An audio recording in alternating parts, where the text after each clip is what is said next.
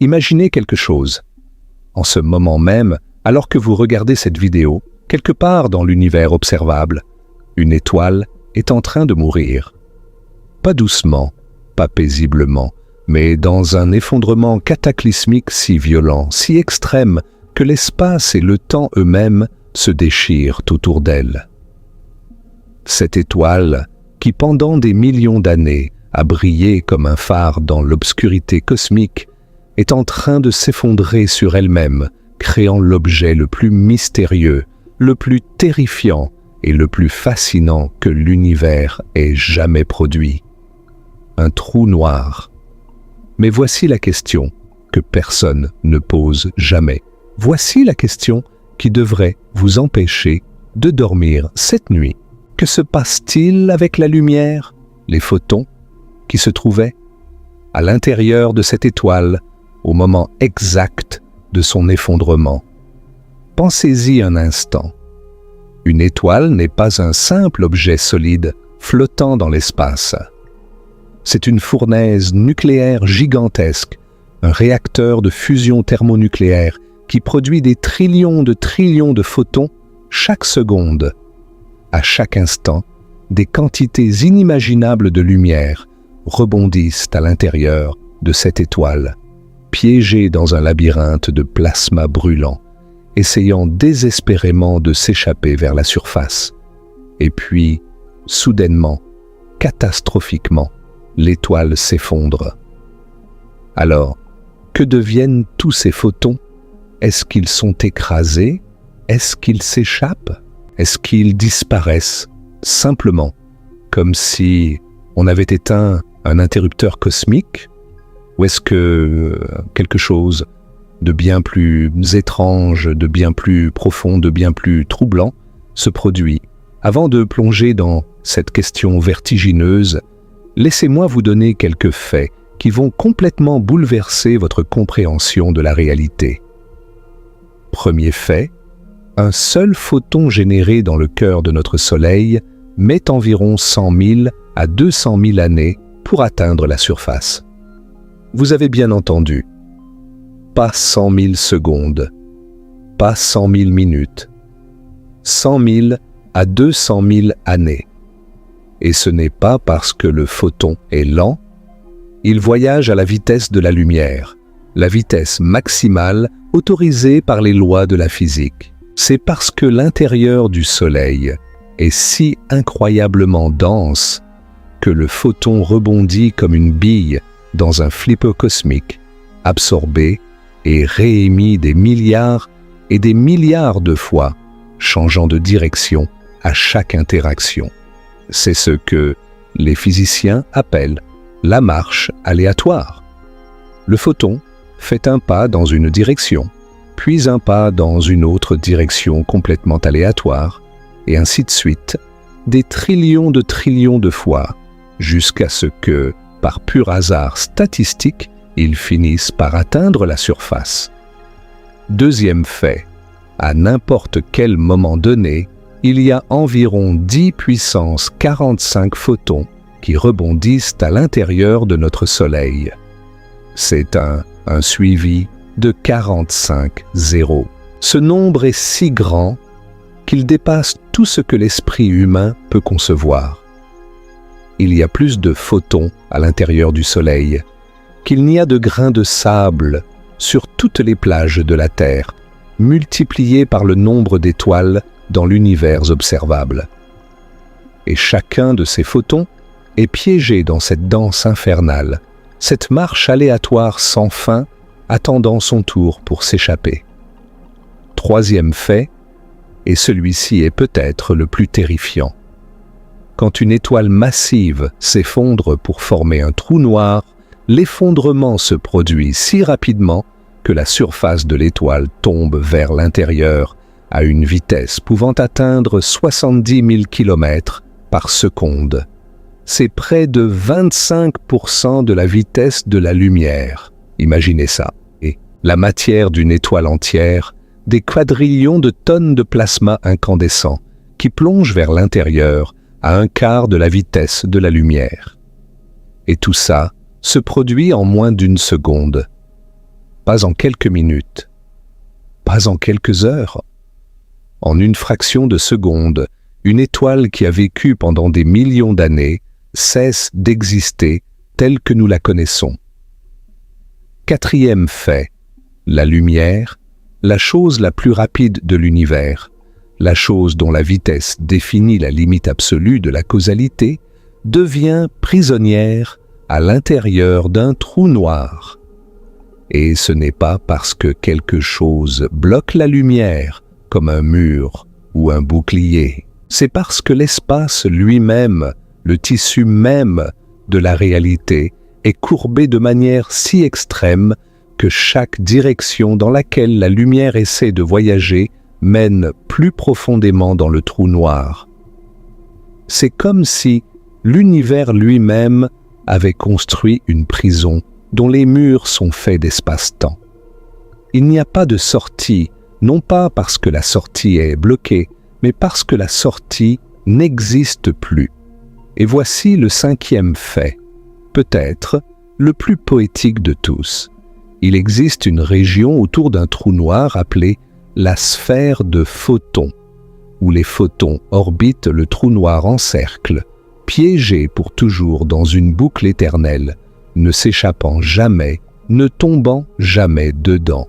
Si vous pouviez vous tenir sur cette sphère de photons et regarder droit devant vous, vous verriez l'arrière de votre propre tête, parce que la lumière fait le tour complet du trou noir. C'est la réalité dans laquelle nous vivons. C'est l'univers tel qu'il est réellement, derrière le voile rassurant de notre expérience quotidienne. Et maintenant, armés de ces faits stupéfiants, nous allons plonger dans l'une des questions les plus profondes que la physique puisse poser. Ce n'est pas une question triviale, ce n'est pas un simple exercice de pensée amusant. Cette question touche aux mystères les plus profonds de l'univers. Que se passe-t-il avec l'information quand elle tombe dans un trou noir? L'information est-elle détruite? C'est le fameux paradoxe de l'information du trou noir. Un problème qui a tourmenté Stephen Hawking pendant des décennies, qui a provoqué des paris célèbres entre les plus grands physiciens du monde et qui reste, à ce jour, l'un des problèmes non résolus les plus importants de toute la physique théorique. Comprendre ce qui arrive aux photons pendant l'effondrement stellaire nous aide à comprendre les ondes gravitationnelles, la naissance des trous noirs et possiblement le destin ultime de l'univers tout entier. Alors avant que nous ne plongions dans les profondeurs de cette question, j'aimerais que vous fassiez une pause et que vous réfléchissiez. Que pensez-vous qu'il arrive à ces photons? Déposez votre hypothèse dans les commentaires maintenant. Et si ce genre de mystère cosmique profond vous passionne, abonnez-vous à cette chaîne parce que nous allons aussi profondément dans chaque vidéo.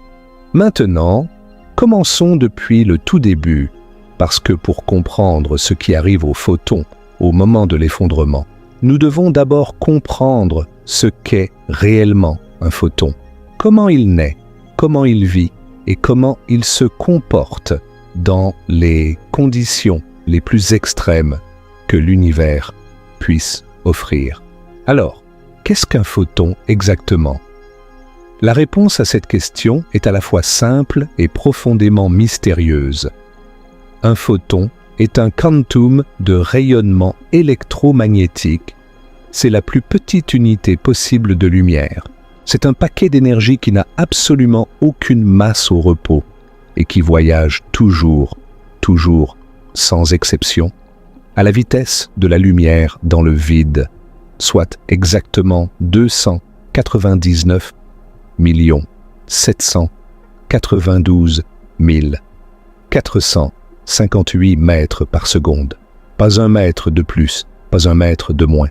C'est une constante fondamentale de l'univers, gravée dans le tissu même de la réalité. Mais voici où les choses deviennent vraiment Étrange. Le photon n'est pas simplement une particule. Il n'est pas non plus simplement une onde. Il est les deux à la fois, et ni l'un ni l'autre en même temps. C'est ce qu'on appelle la dualité onde-particule, l'un des concepts les plus fondamentaux et les plus déroutants de la mécanique quantique.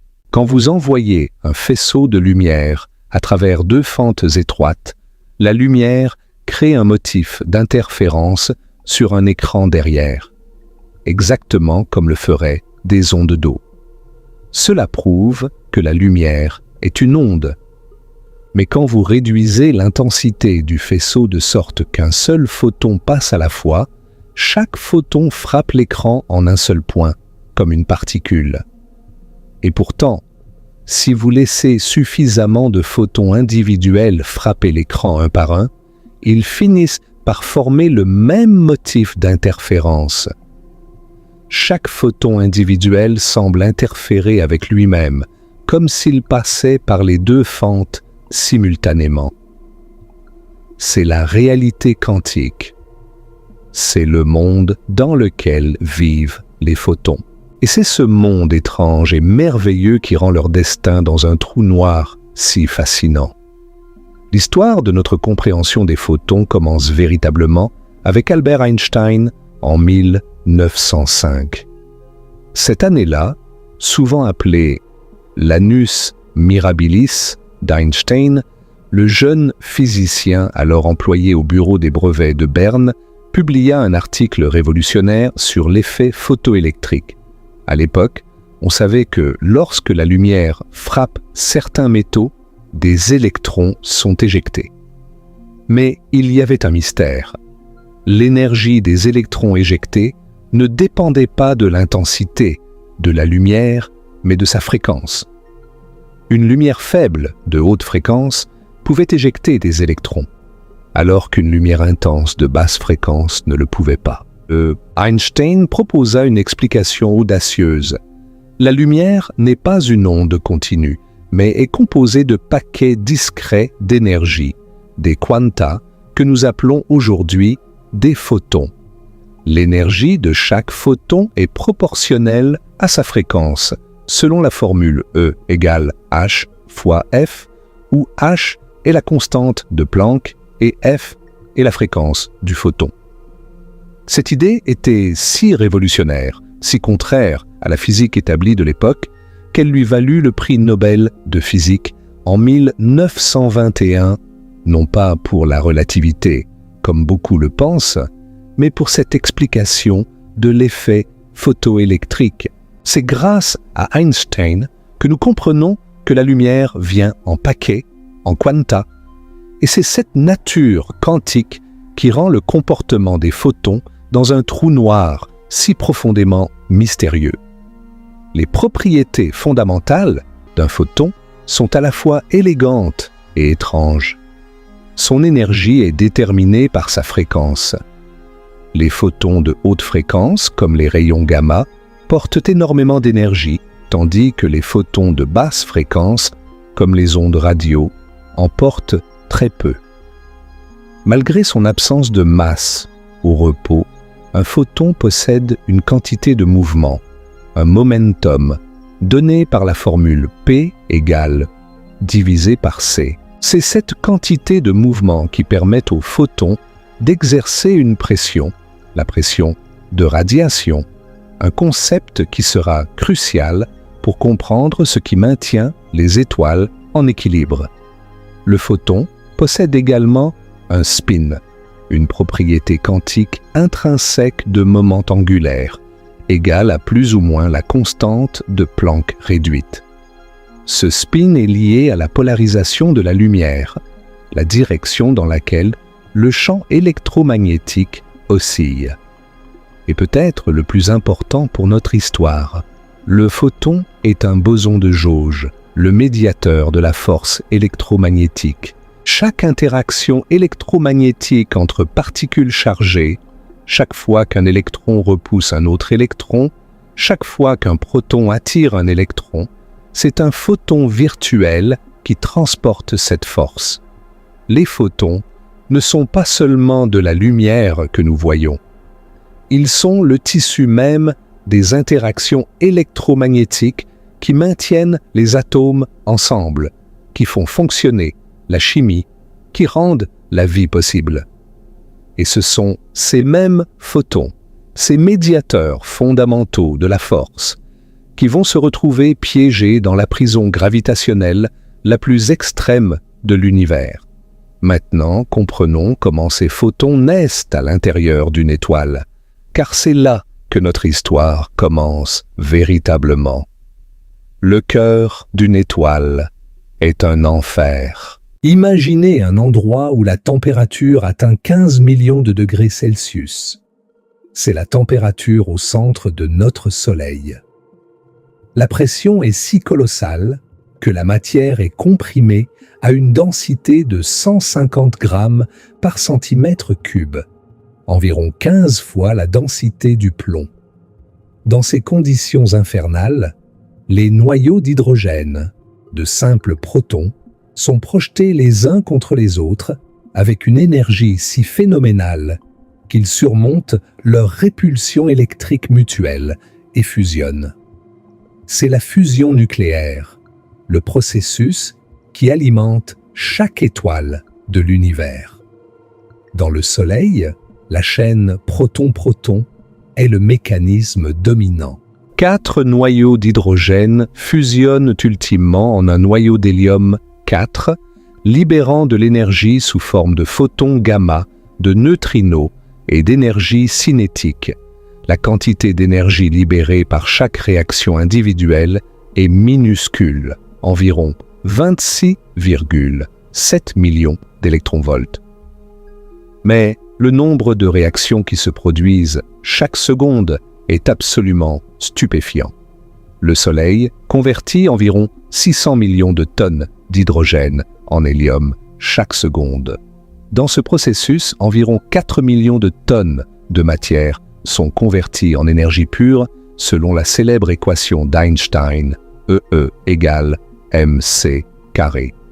4 millions de tonnes de matière transformées en lumière chaque seconde depuis 4 milliards et demi d'années. Et chaque gramme de cette énergie se manifeste sous forme de photons. Mais la fusion nucléaire n'est pas la seule façon dont les photons sont créés à l'intérieur d'une étoile. Il existe plusieurs autres mécanismes tout aussi fascinants. Le rayonnement de freinage, ou Bremsstrahlung en allemand, se produit lorsque des particules chargées, typiquement des électrons, sont décélérées par le champ électrique d'autres particules chargées, comme les noyaux atomiques. Lorsqu'une particule chargée est accélérée ou décélérée, elle émet un rayonnement électromagnétique, des photons. Dans le plasma brûlant de l'intérieur stellaire, les électrons sont constamment déviés par les champs électriques des ions, et chaque déviation produit un photon. Il y a aussi les transitions liées-liées et liées-libres. Quand un électron, dans un atome ou un ion, passe d'un niveau d'énergie supérieur à un niveau inférieur, il émet un photon dont l'énergie correspond exactement à la différence entre les deux niveaux. Et il y a l'annihilation électron-positron. Quand un électron rencontre un positron, son antiparticule, les deux s'annihilent mutuellement, convertissant toute leur masse en énergie sous forme de photons gamma. Tous ces processus contribuent au bain incessant de photons qui baignent l'intérieur de l'étoile. La luminosité totale du Soleil est d'environ 3,8 fois 10 puissance 26 watts, une quantité d'énergie qui défie l'imagination. Et toute cette énergie est transportée ultimement par des photons. Et maintenant, parlons de l'incroyable voyage de ces photons, car c'est l'un des aspects les plus contre-intuitifs et les plus fascinants de la physique stellaire. Quand je vous ai dit qu'un photon met 100 000 à 200 000 ans pour voyager du cœur du Soleil à sa surface, vous vous êtes peut-être demandé comment c'est possible, puisque la distance du centre du Soleil à sa surface n'est que d'environ 700 000 km. Une distance que la lumière pourrait parcourir en à peine 2,3 secondes en ligne droite. La réponse réside dans la marche aléatoire, et c'est un concept qui mérite qu'on s'y attarde. Dans le cœur du Soleil, la matière est si dense qu'un photon ne peut parcourir qu'environ 1 centimètre avant d'être absorbé par une particule. Un ion, un électron libre, un atome. Ce centimètre est ce qu'on appelle le libre parcours moyen du photon. Après avoir parcouru ce centimètre, le photon est absorbé et, presque instantanément, un nouveau photon est réémis dans une direction complètement aléatoire. Ce nouveau photon parcourt environ 1 centimètre, est absorbé, et un autre photon est réémis dans une autre direction aléatoire, et ainsi de suite, des milliards et des milliards et des milliards de fois. C'est exactement comme un ivrogne qui essaie de rentrer chez lui.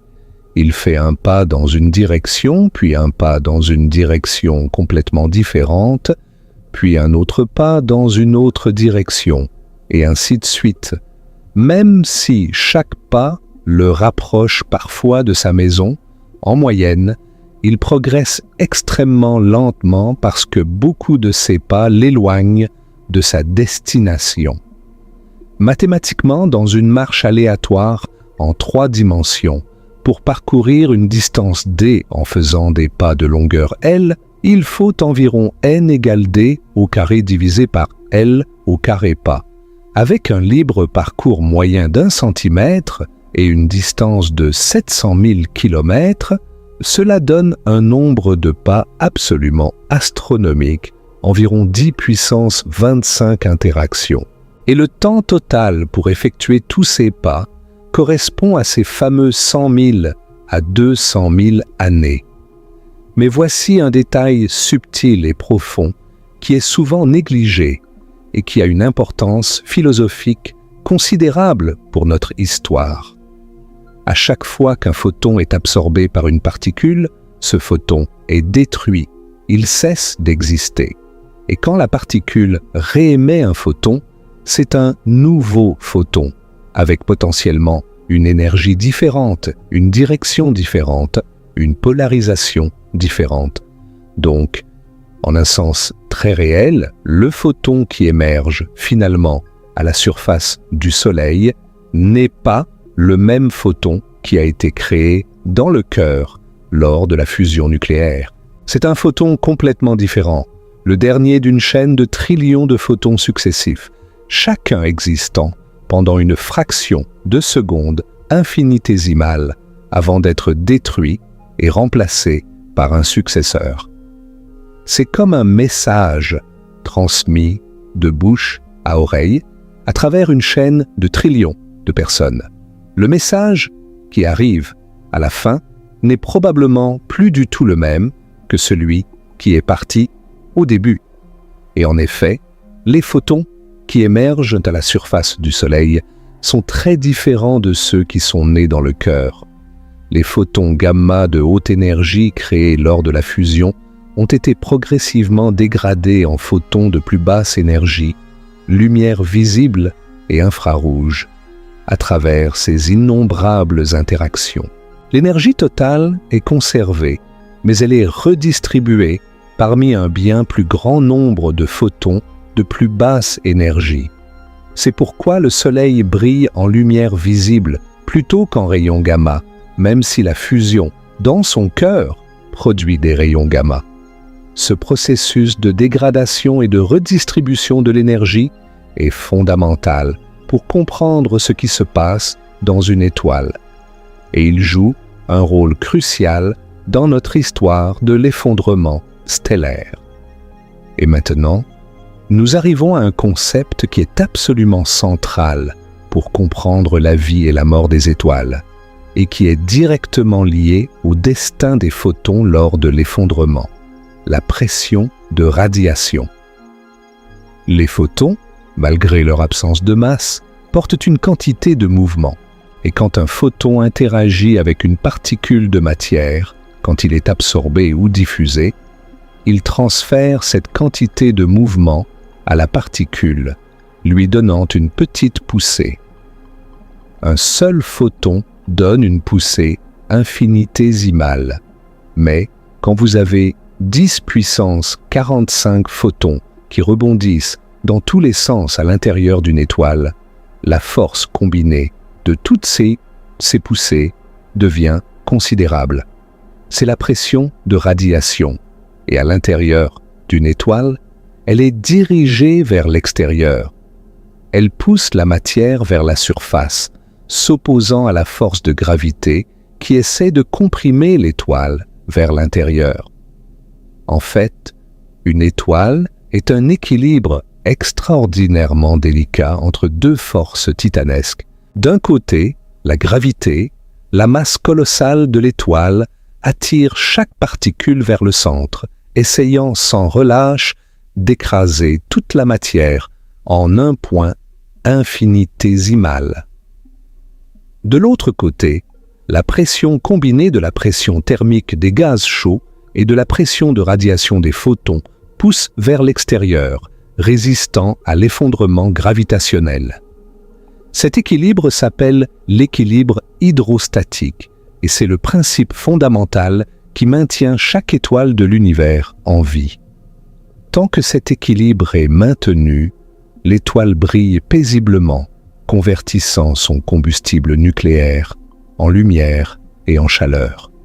Mais quand cet équilibre se rompt, quand la gravité finit par gagner, la catastrophe s'ensuit et c'est exactement ce qui va se passer dans notre histoire. Il existe une limite supérieure à la luminosité qu'une étoile peut atteindre, appelée la luminosité d'Eddington, du nom de l'astrophysicien britannique Sir Arthur Eddington.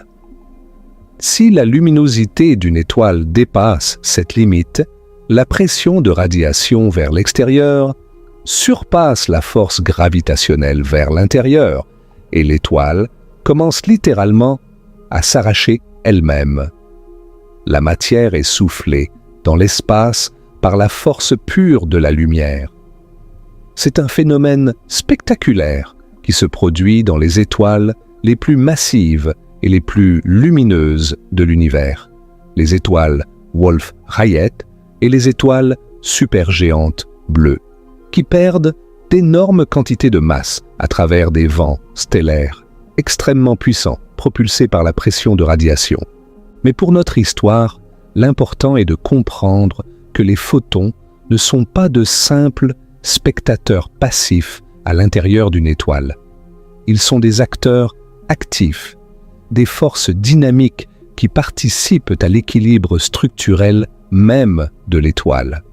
Et quand nous parlerons de l'effondrement, nous verrons que les photons jouent un rôle encore plus dramatique. Ils deviennent des agents actifs de la destruction de l'étoile elle-même. Maintenant, embarquons dans le voyage qui mène à la mort d'une étoile massive, car pour comprendre ce qui arrive aux photons lors de l'effondrement, nous devons comprendre comment cet effondrement se produit, étape par étape, dans un détail terrible et magnifique.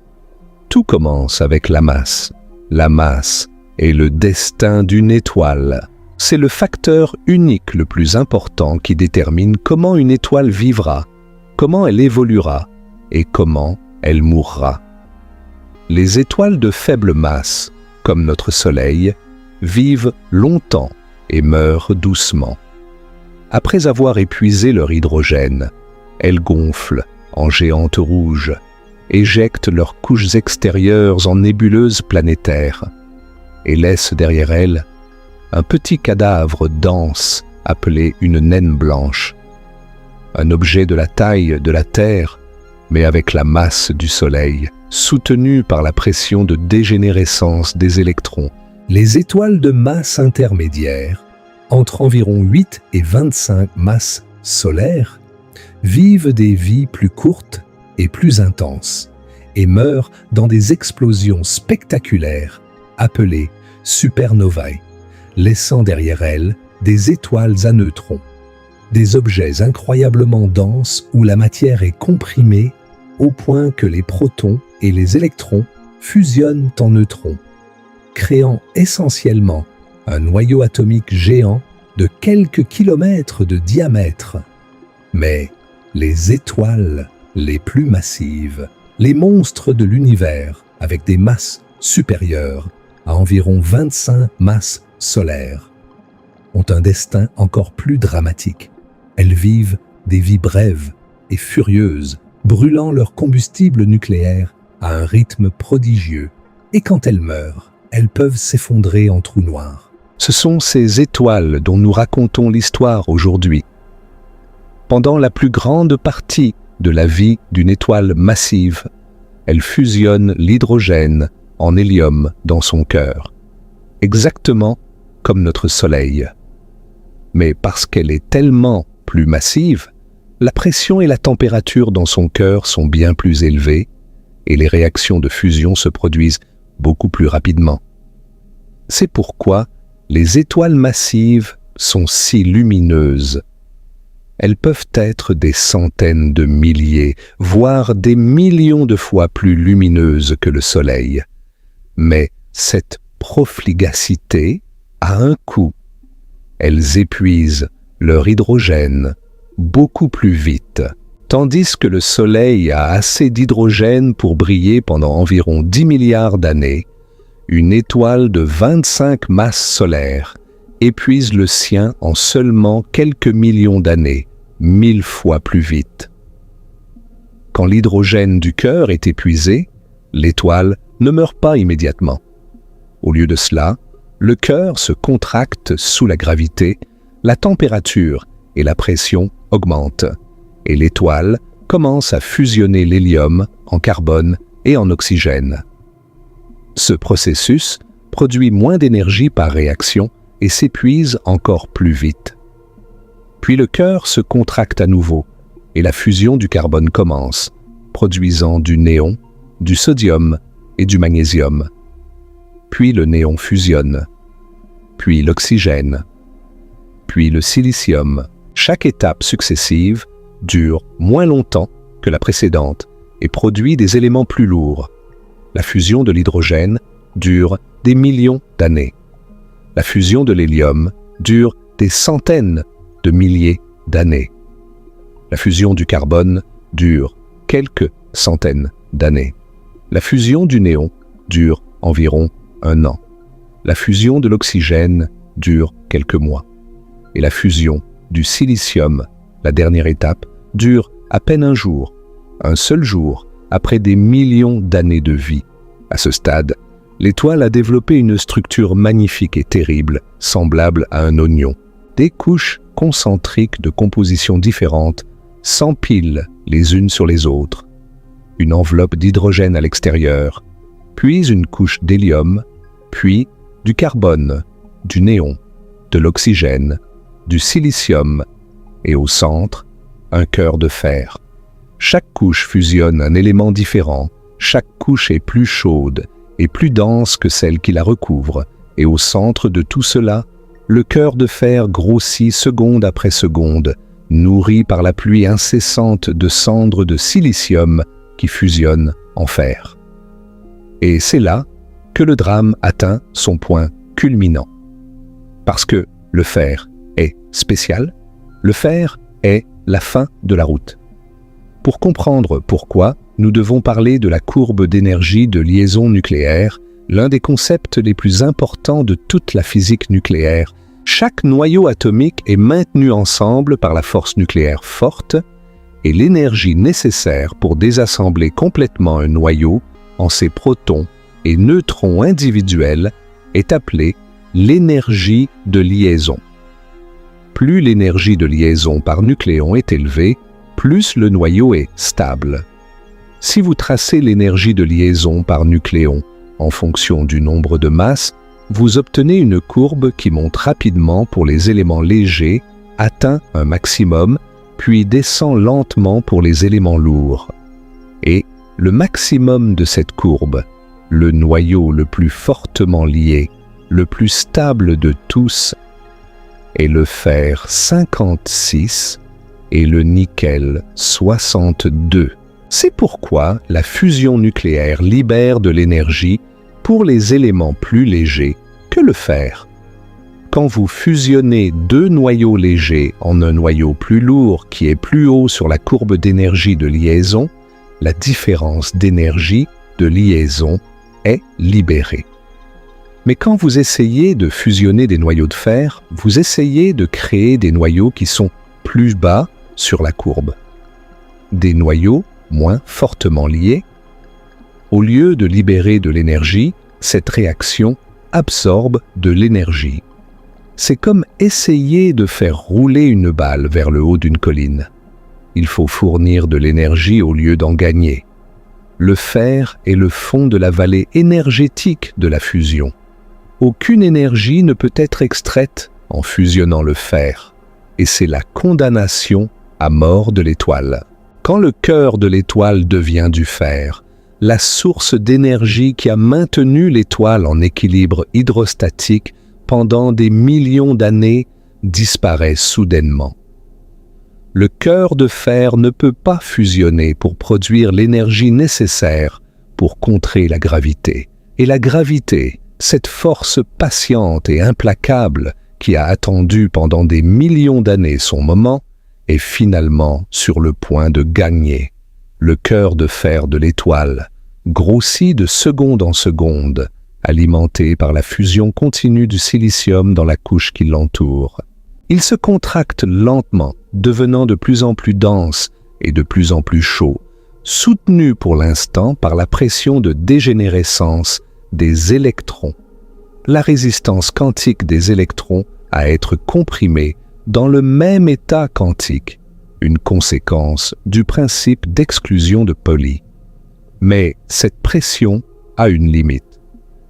Quand la masse du cœur de fer atteint environ 1,4 masses solaires, une valeur connue sous le nom de limite de Chandrasekhar, du nom du physicien indo-américain Subrahmanyan Chandrasekhar, la pression de dégénérescence des électrons ne suffit plus.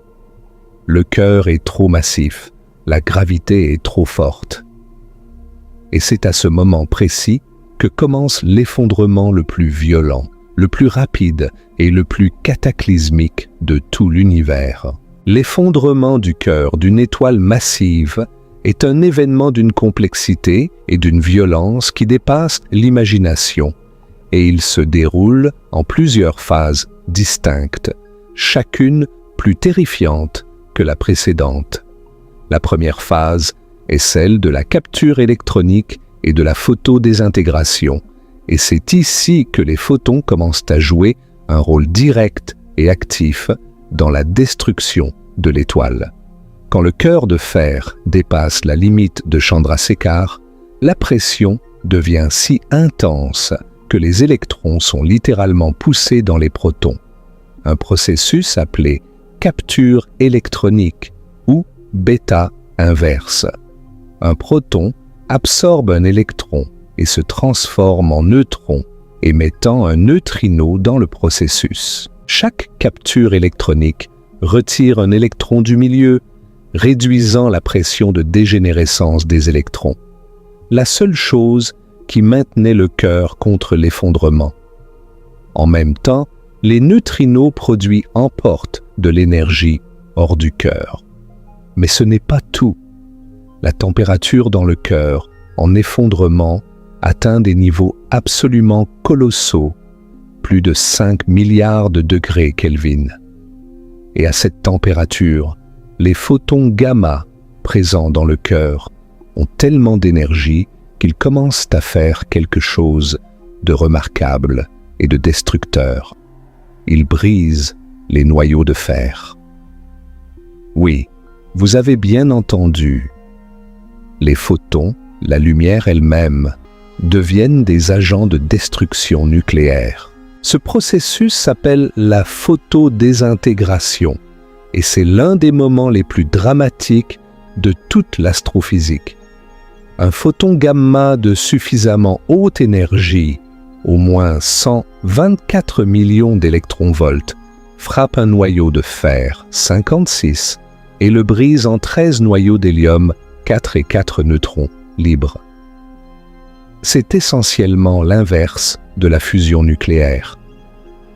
Là où la fusion construit des noyaux plus lourds à partir de noyaux plus légers, en libérant de l'énergie, la photodésintégration démonte des noyaux lourds en noyaux plus légers, en absorbant de l'énergie. Chaque noyau de fer démantelé par un photon absorbe environ 124 millions d'électronvolts d'énergie thermique du cœur. Multipliez cela par les trillions et trillions de noyaux de fer dans le cœur et vous obtenez une perte d'énergie absolument catastrophique. En un instant, la température effective du cœur chute, la pression s'effondre et l'effondrement gravitationnel s'accélère dramatiquement. C'est une boucle de rétroaction positive, un cercle vicieux d'une brutalité cosmique. L'effondrement augmente la température augmente l'énergie des photons. Les photons plus énergétiques brisent plus de noyaux de fer, ce qui absorbe plus d'énergie, ce qui réduit la pression, ce qui accélère l'effondrement, ce qui augmente la température encore plus, et ainsi de suite, dans une spirale de destruction de plus en plus rapide. En quelques millisecondes, une fraction de battement de cœur, le cœur entier s'effondre. Arrêtons-nous un instant pour apprécier ce qui vient de se passer, parce que c'est absolument extraordinaire. Les photons, les mêmes entités qui pendant des millions d'années ont soutenu l'étoile contre l'effondrement gravitationnel par leur pression de radiation, deviennent les agents actifs de la destruction de l'étoile. Ils passent de protecteurs à destructeurs en un clin d'œil cosmique. C'est comme si les piliers qui soutiennent un bâtiment se retournaient soudainement et commençaient à démolir la structure qu'ils étaient censés protéger.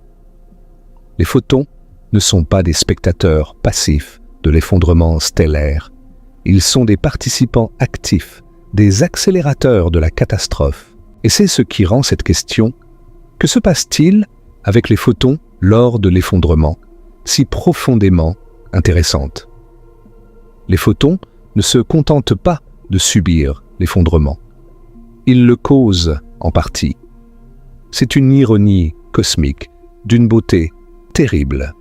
La deuxième phase de l'effondrement est la chute libre, avec la pression de soutien complètement éliminée, à la fois par la capture électronique qui retire les électrons et par la photodésintégration qui absorbe l'énergie thermique. Le cœur interne de l'étoile entre en chute libre gravitationnelle. Et quand je dis chute libre, je veux dire exactement cela. La matière du cœur tombe vers le centre à une vitesse qui atteint rapidement des dizaines de milliers de kilomètres par seconde, jusqu'à 70 000 kilomètres par seconde, soit près d'un quart de la vitesse de la lumière. L'ensemble du cœur interne, une masse supérieure à celle du Soleil, comprimée dans un volume de quelques milliers de kilomètres de diamètre, s'effondre sur lui-même en environ 1/10 de seconde. 1/10 de seconde. C'est le temps qu'il faut pour cligner des yeux. Et dans ce 10e de seconde, plus d'énergie est libérée que le Soleil n'en produira pendant toute sa durée de vie de 10 milliards d'années. La vitesse de l'effondrement est si grande que les couches extérieures de l'étoile n'ont même pas le temps de réagir. L'information selon laquelle le cœur s'est effondré voyage à la vitesse du son dans le milieu stellaire, beaucoup plus lentement que la vitesse de l'effondrement. Donc, pendant que le cœur s'écrase, les couches extérieures de l'étoile restent là, ignorantes, suspendues dans l'espace, ne sachant pas encore que le sol vient de s'ouvrir sous leurs pieds. La troisième phase dépend de la masse du cœur en effondrement, et c'est ici que les destins divergent. Si la masse du cœur est inférieure à environ 3 masses solaires, une valeur connue sous le nom de limite de Tolman-Oppenheimer-Volkoff, la chute libre est stoppée par un nouveau type de pression, la pression de dégénérescence des neutrons. Lorsque les protons et les électrons ont été combinés en neutrons par la capture électronique, le cœur est devenu essentiellement une soupe de neutrons ultra denses, et les neutrons, comme les électrons, obéissent au principe d'exclusion de Pauli. Ils résistent à être comprimés dans le même état quantique. Quand la densité atteint environ 2 à 3 fois la densité nucléaire, environ 5 fois 10 puissance 17 kg par mètre cube, cette pression de dégénérescence des neutrons arrête brutalement l'effondrement. Le cœur rebondit comme une balle en caoutchouc cosmique, envoyant une onde de choc vers l'extérieur.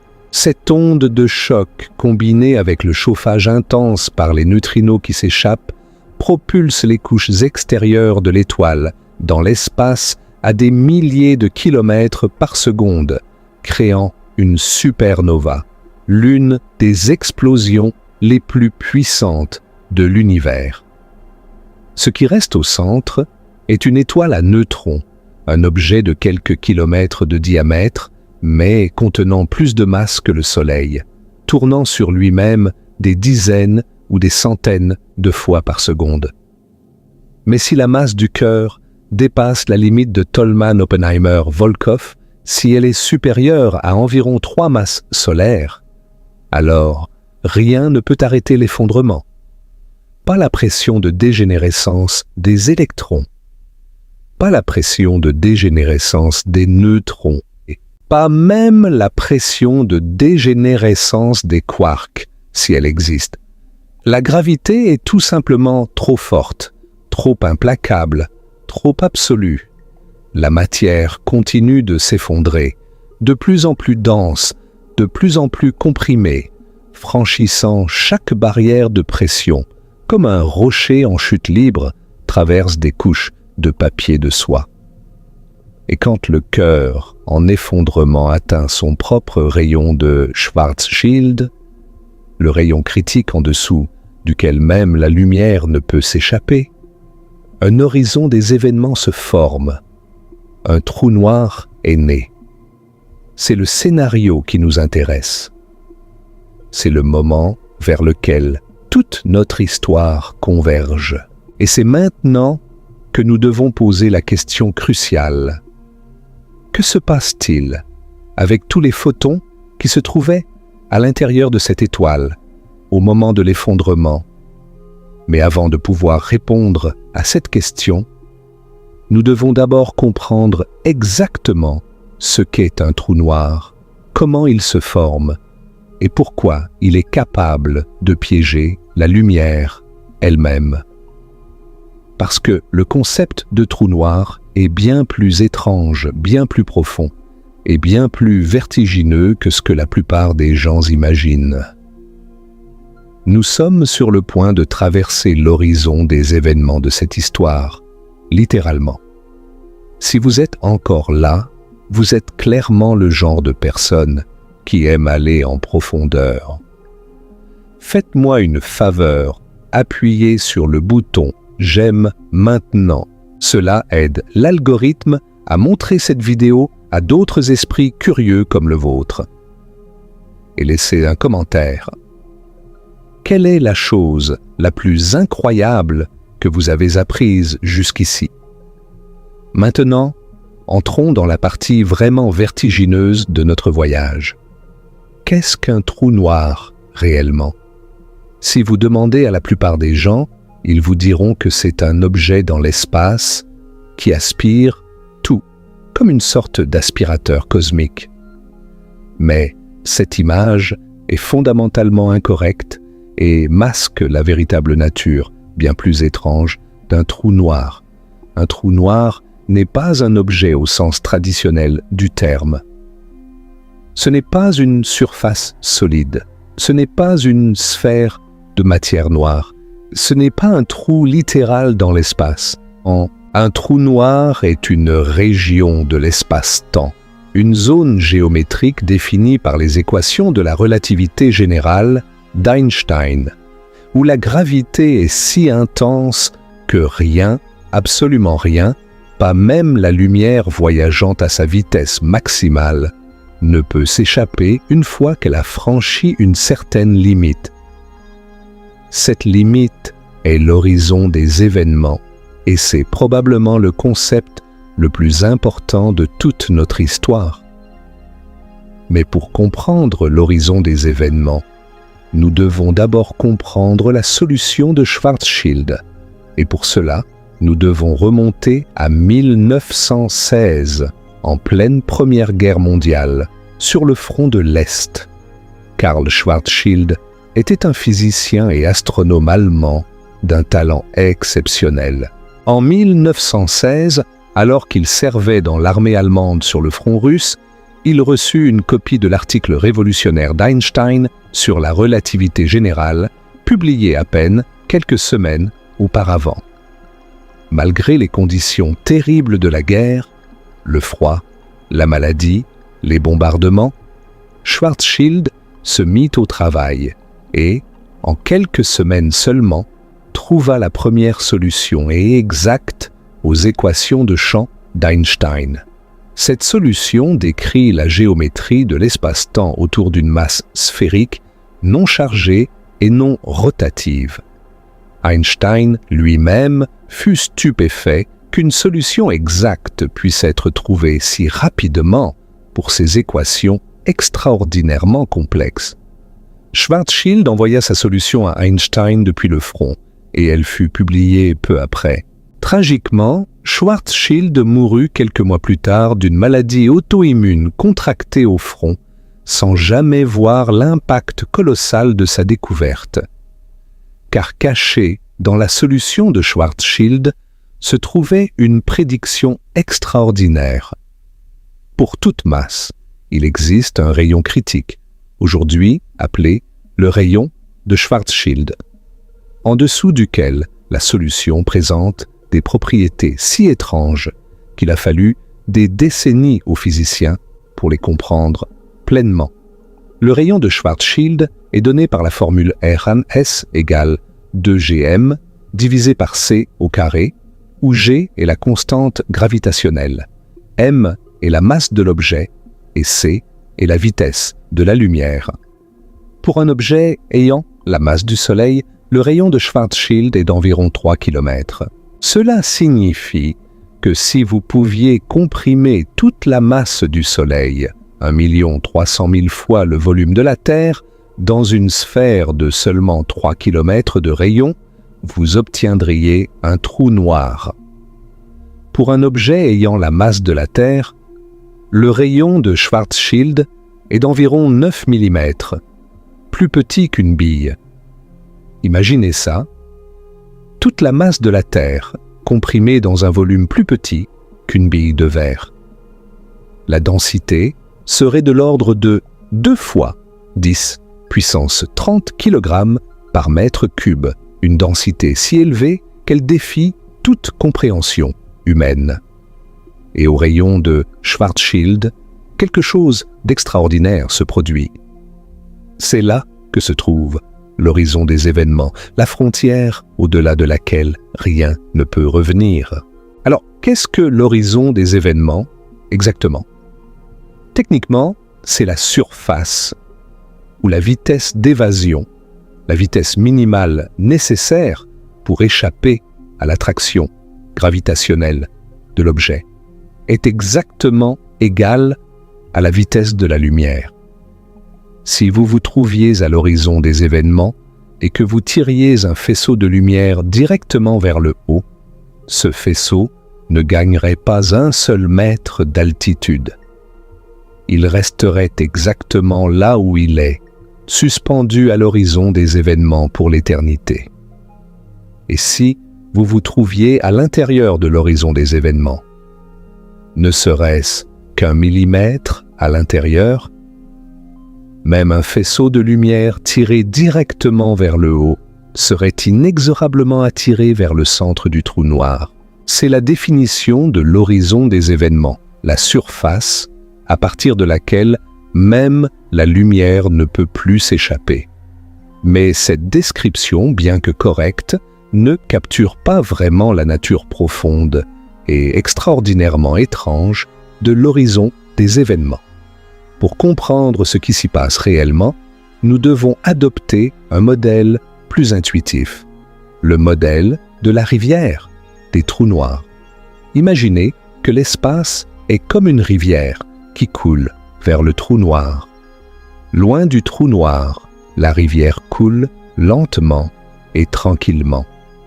Un poisson, représentant un photon, qui nage dans cette rivière peut facilement remonter le courant et s'éloigner du trou noir. Plus vous vous rapprochez du trou noir, plus le courant devient rapide. Le poisson doit nager de plus en plus fort pour remonter le courant. Et à l'horizon des événements, le courant atteint exactement la vitesse à laquelle le poisson peut nager, la vitesse de la lumière. Le poisson nage à sa vitesse maximale contre le courant, mais il ne fait que du surplace. Il ne peut ni avancer ni reculer. Et à l'intérieur de l'horizon des événements, le courant est plus rapide que la vitesse maximale du poisson. Peu importe dans quelle direction le poisson nage, vers le haut, vers le côté, en cercle, il est inexorablement emporté vers le centre par le courant. Ce n'est pas que le poisson ne nage pas assez vite, c'est que le courant lui-même est trop rapide. De la même manière, à l'intérieur de l'horizon des événements, l'espace lui-même coule vers la singularité plus vite que la lumière ne peut voyager. Les photons se déplacent toujours à la vitesse de la lumière par rapport à l'espace local, mais l'espace local lui-même se déplace encore plus vite vers la singularité. C'est pourquoi rien ne peut s'échapper. Ce n'est pas que quelque chose bloque la lumière, c'est que l'espace lui-même est en mouvement, et ce mouvement emporte tout, y compris la lumière, vers le centre.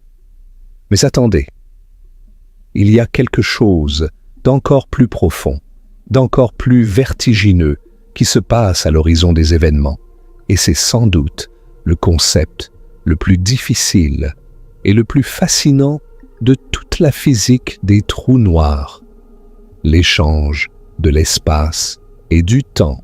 En dehors du trou noir, l'espace a 3 dimensions dans lesquelles vous pouvez vous déplacer librement, avant/arrière, gauche/droite, haut/bas, et le temps a une dimension dans laquelle vous ne pouvez vous déplacer que dans une seule direction, vers le futur. Vous pouvez choisir d'aller à gauche ou à droite, mais vous ne pouvez pas choisir d'aller dans le passé. Le futur est inévitable. Vous ne pouvez pas plus éviter demain que vous ne pouvez éviter votre prochaine respiration. Maintenant, à l'intérieur de l'horizon des événements d'un trou noir, quelque chose d'extraordinaire se produit dans la structure de l'espace-temps. La coordonnée radiale, la direction vers le centre ou loin du centre, et la coordonnée temporelle échangent leur rôle mathématique. La direction vers la singularité devient une direction temporelle. La singularité n'est plus un endroit dans l'espace, elle est un moment dans le temps. La singularité est le futur. Et tout comme vous ne pouvez pas éviter votre propre futur dans l'espace-temps normal, vous ne pouvez pas éviter la singularité à l'intérieur d'un trou noir. La singularité n'est pas devant vous dans l'espace, elle est devant vous dans le temps. Vous pouvez tout aussi peu l'éviter que vous ne pouvez éviter que mardi prochain arrive. C'est peut-être le concept le plus important pour comprendre ce qui arrive aux photons à l'intérieur d'une étoile en effondrement. Les photons ne sont pas attirés vers la singularité par une force, Il voyage simplement vers le futur, et le futur, à l'intérieur de l'horizon des événements, ESC, la singularité. Parlons maintenant de la sphère de photons, car c'est une structure fascinante qui entoure chaque trou noir et qui joue un rôle important dans notre histoire. La sphère de photons se situe à un rayon de 1,5 fois le rayon de Schwarzschild, c'est-à-dire à 3 gm divisé par c au carré, pour un trou noir non rotatif.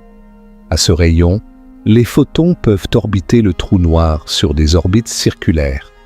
Imaginez, la lumière, qui voyage normalement en ligne droite, est tellement courbée par la gravité du trou noir qu'elle suit un cercle parfait autour de lui.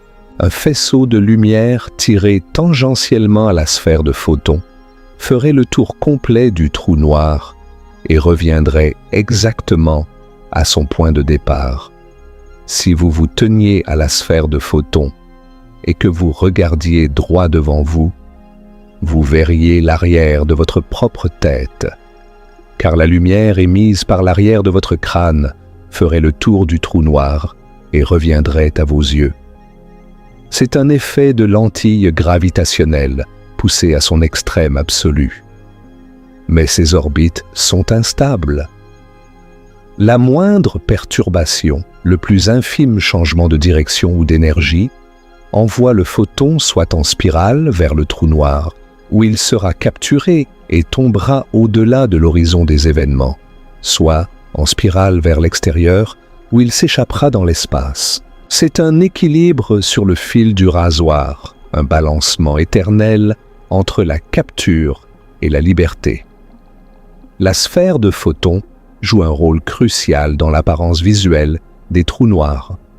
C'est elle qui définit le bord de l'ombre du trou noir, la région sombre au centre de l'image qui a été capturée par le télescope de l'horizon des événements en 2019, quand l'humanité a vu pour la première fois une image directe de l'ombre du trou noir supermassif au centre de la galaxie M87, et en 2022, quand le même télescope a capturé l'image de Sagittaire A étoile, le trou noir supermassif au centre de notre propre Voie lactée.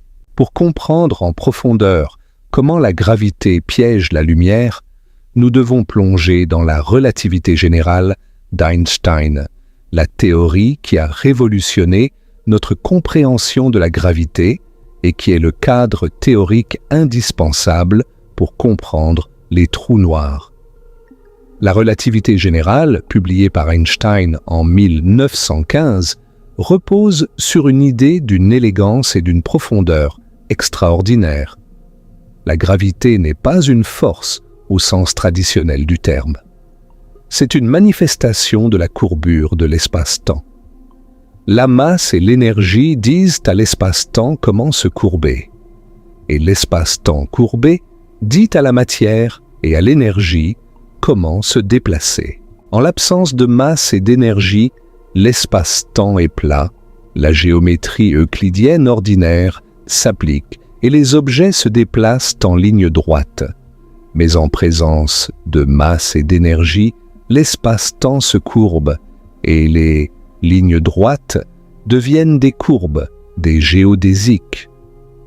Une planète en orbite autour d'une étoile ne suit pas une orbite courbe parce qu'une force l'attire. Elle suit la ligne la plus droite possible, une géodésique dans un espace-temps qui a été courbé par la masse de l'étoile. Et la lumière fait exactement la même chose. Les photons voyagent toujours en ligne droite, mais en ligne droite à travers un espace-temps courbé. Si l'espace-temps est courbé, les lignes droites des photons sont courbées aussi. Près d'un trou noir, la courbure de l'espace-temps est si extrême que les géodésiques des photons sont courbées de manière spectaculaire. Certaines sont déviées, certaines font des boucles. Et à l'intérieur de l'horizon des événements, Toutes les géodésiques mènent vers la singularité. L'analogie de la rivière que j'ai utilisée plus tôt est utile, mais laissez-moi vous en donner une autre qui capture un aspect différent. Imaginez une cascade géante. Un poisson nage dans la rivière en amont de la cascade. Loin de la cascade, le courant est faible et le poisson peut nager librement dans toutes les directions. Mais plus le poisson s'approche du bord de la cascade, plus le courant devient fort. Il existe un point, appelons-le le point de non-retour, où le courant est exactement aussi rapide que la vitesse maximale du poisson. Au-delà de ce point, même en nageant à pleine puissance contre le courant, le poisson est emporté par-dessus le bord. C'est l'horizon des événements. Le poisson est le photon. Le courant est le flux de l'espace-temps. Et le fond de la cascade, le point où toute l'eau s'écrase, est la singularité. Le photon nage toujours à la vitesse de la lumière, mais l'espace-temps l'emporte plus vite que ça vers la singularité. Au centre du trou noir, selon la relativité générale classique, se trouve la singularité. Le point où toute la masse est comprimée en un point de densité infinie et de volume nul. La courbure de l'espace-temps y est infinie. C'est un point où les mathématiques de la relativité générale explosent, les équations donnent des valeurs infinies, ce qui est le signal universel en physique que la théorie a atteint ses limites et ne décrit plus correctement la réalité. La singularité est le bord de notre connaissance, l'endroit où la physique telle que nous la connaissons cesse de fonctionner. Nous savons que la relativité générale est incorrecte ou incomplète à la singularité. Nous avons besoin d'une théorie de la gravité quantique, une théorie qui combine la relativité générale et la mécanique quantique pour décrire ce qui se passe réellement. Et nous n'avons pas encore cette théorie, bien que plusieurs candidats existent. La théorie des cordes propose que les dimensions supplémentaires et les propriétés quantiques des cordes pourraient empêcher la formation d'une véritable singularité. La gravité quantique à boucle propose que l'espace-temps lui-même est quantifié, composé de minuscules unités discrètes, et que cette structure granulaire empêche la compression infinie. D'autres approches, comme la cosmologie cyclique conforme de Penrose, proposent des scénarios encore plus exotiques. Mais pour l'instant, ce qui se passe exactement à la singularité reste l'un des plus grands mystères non résolus de la physique. Et maintenant, nous arrivons au cœur même de notre histoire. Nous avons posé les fondations. Nous comprenons ce qu'est un photon, comment il naît à l'intérieur d'une étoile, comment il existe dans ce bain bouillonnant de la marche aléatoire, comment il participe à la pression de radiation qui maintient l'étoile en vie et comment il participe activement à la destruction de l'étoile par la photodésintégration lors de l'effondrement du cœur. Nous comprenons ce qu'est un trou noir, une région d'espace-temps où la gravité est si intense que l'espace lui-même coule vers la singularité plus vite que la lumière, où les directions dans l'espace et le temps échangent leur rôle et où la singularité n'est pas un lieu, mais un moment dans le futur. Avec toutes ces connaissances, nous sommes enfin prêts à répondre à la grande question. Que se passe-t-il avec les photons à l'intérieur de l'étoile au moment exact où elle s'effondre en trou noir? Gelons le temps à l'instant précis où le cœur de fer commence son effondrement final. À cet instant, l'intérieur de l'étoile est rempli de différentes populations de photons, chacune avec un destin différent. Il y a d'abord les photons gamma dans le cœur, les photons de plus haute énergie produit par les dernières réactions de fusion et par les processus thermiques à des milliards de degrés. Il y a ensuite les photons thermiques à diverses énergies dans toutes les couches de l'étoile, le gaz de photons en équilibre thermodynamique avec le plasma environnant. Il y a les photons en transit, ceux qui sont au milieu de leur marche aléatoire à travers l'intérieur stellaire, en route vers la surface, dans un voyage qui aurait pris des milliers ou des dizaines de milliers d'années. Et il y a les photons de surface, ceux qui sont proches de la photosphère, sur le point de s'échapper dans l'espace. Chacune de ces populations va connaître un destin dramatiquement différent et nous allons les examiner une par une, en commençant par les plus chanceux et en terminant par les plus condamnés. Les photons dans les couches les plus extérieures de l'étoile, ceux qui sont proches de la surface au moment de l'effondrement, sont les plus chanceux de tous. Ils sont les survivants, les évadés, les témoins qui vont raconter l'histoire au reste de l'univers. Pour comprendre pourquoi, rappelons-nous que l'effondrement se produit de l'intérieur vers l'extérieur. C'est le cœur qui s'effondre en premier. Les couches extérieures de l'étoile ne savent pas immédiatement ce qui se passe au centre, parce que l'information ne peut pas voyager instantanément. Elle est limitée par la vitesse du son dans le milieu stellaire ou au maximum par la vitesse de la lumière. Il faut un certain temps pour que la nouvelle de l'effondrement du cœur atteigne la surface de l'étoile. Pendant ce bref intervalle, les photons proches de la surface continuent leur vie normale, rebondissant à travers le plasma, poursuivant leur marche aléatoire vers la liberté. Si l'étoile produit une supernova, si l'onde de choc du rebond du cœur est suffisamment puissante pour éjecter les couches extérieures dans l'espace, alors ces photons sont propulsés vers l'extérieur avec la matière éjectée. Ils contribuent à la luminosité spectaculaire de la supernova, cette explosion qui peut briller plus fort qu'une galaxie entière pendant quelques semaines.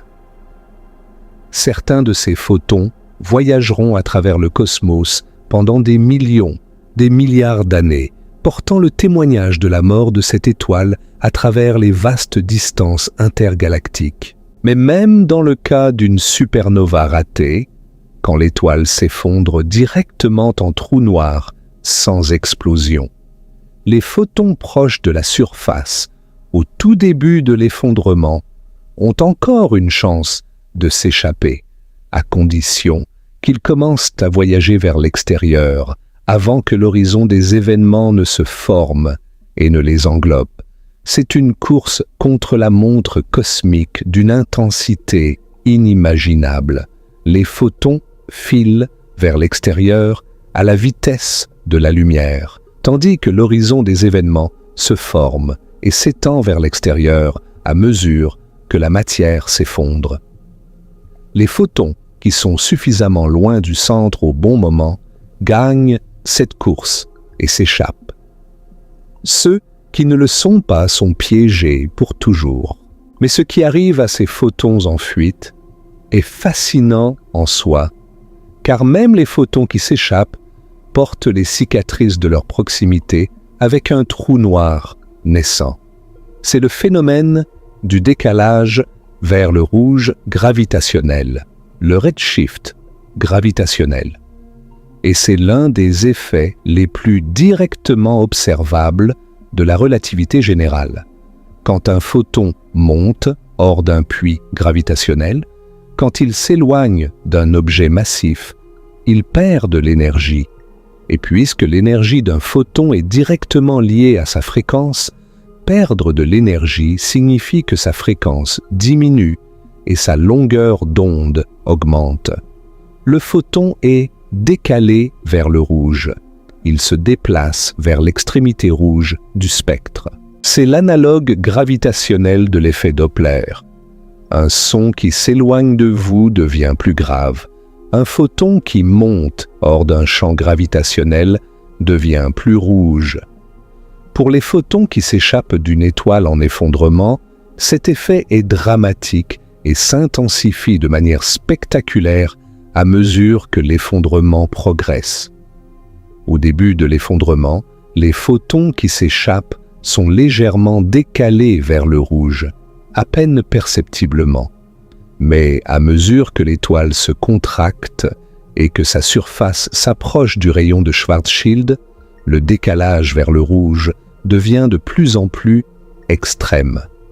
Les photons doivent grimper hors d'un puits gravitationnel de plus en plus profond et ils perdent de plus en plus d'énergie dans le processus. Les photons émis juste au-dessus de l'horizon des événements en formation sont encore capables de s'échapper, mais ils sont énormément décalés vers le rouge. Leur longueur d'onde est étirée de manière colossale, leur énergie est réduite à presque rien. Et les photons émis exactement à l'horizon des événements subissent un décalage vers le rouge infini. Leur longueur d'onde est étirée à l'infini. Leur énergie tombe à zéro. Du point de vue d'un observateur extérieur, ces photons semblent gelés à l'horizon des événements, leur fréquence tendant vers zéro, leur intensité s'évanouissant exponentiellement. C'est pourquoi, du point de vue d'un observateur lointain, on ne voit jamais réellement la surface de l'étoile franchir l'horizon des événements.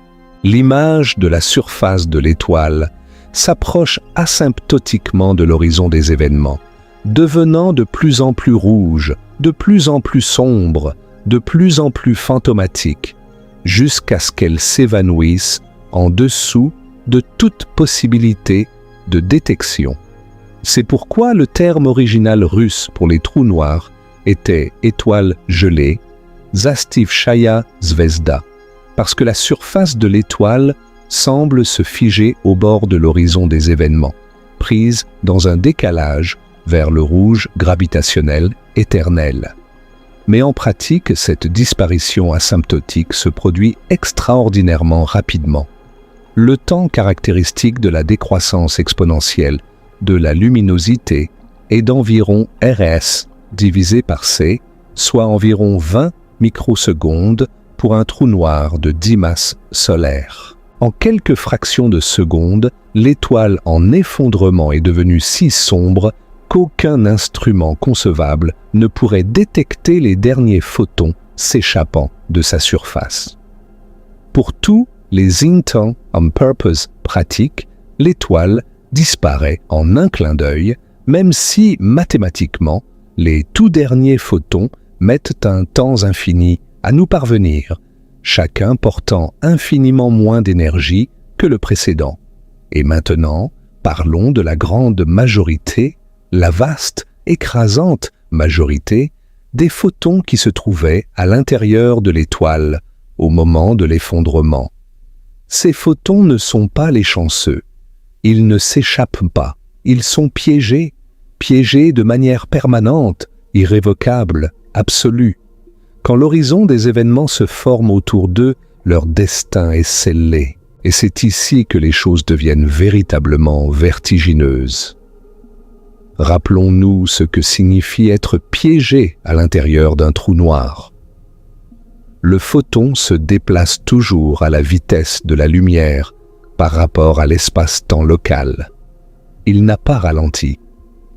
Il n'a pas été attrapé par une force. Rien ne le retient. Le problème est bien plus profond et bien plus étrange que cela. L'espace lui-même, le tissu de la réalité dans lequel le photon existe, coule vers la singularité plus vite que la vitesse de la lumière. Le photon file à 300 000 km par seconde dans une direction, mais l'espace lui-même l'emporte vers la singularité à une vitesse encore plus grande. C'est comme courir vers l'avant sur un tapis roulant qui recule plus vite que vous ne pouvez courir. Vous avancez aussi vite que possible, mais vous reculez quand même. Et rappelons-nous l'échange de l'espace et du temps. À l'intérieur de l'horizon des événements, la direction vers la singularité n'est plus une direction dans l'espace, c'est une direction dans le temps.